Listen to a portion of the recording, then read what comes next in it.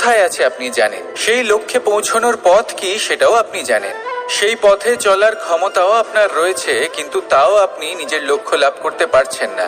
কেন? কারণ আপনি অপেক্ষা করছেন যে লক্ষ্য আপনার সামনে চলে আসবে, কিন্তু তা হয় না।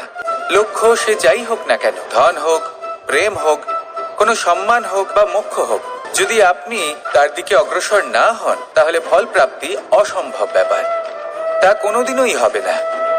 সেই জন্য আপনার চোখের সামনে আপনি যদি নিজের লক্ষ্যকে দেখতে পান তাহলে উঠুন এবং সেই দিকে অগ্রসর হতে শুরু করুন। নিজের অন্তরের সকল অশুভ গুণ দূর করুন, অলসতা ত্যাগ করুন, অজ্ঞানতা ত্যাগ করে দিন এবং চলতে থাকুন। অবশ্যই মনোবাঞ্ছিত ফল লাভ করতে পারবেন। মনে রাখবেন, চলতে থাকলে তবেই লক্ষ্য প্রাপ্তি হবে। অপেক্ষার দ্বারা শুধুমাত্র মৃত্যু লাভ হবে। আসুন আমার সাথে ভালোবেসে বলুন, রাধা।